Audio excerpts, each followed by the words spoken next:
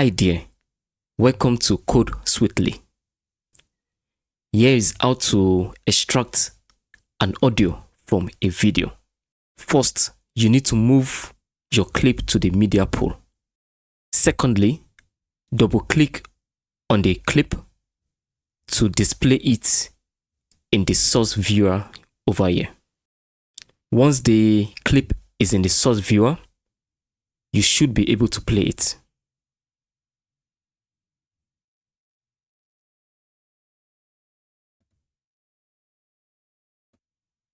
Notice that whenever you move your mouse over the source viewer, a button shows up at the bottom area with two icons.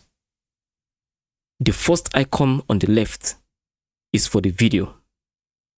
The second icon on the right is for the audio. To extract the audio from the video, click down on the audio icon and drag it down to the edit section. And there you have it. You've successfully extracted the audio from the video.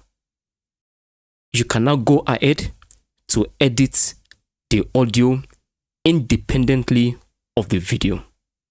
Cheers.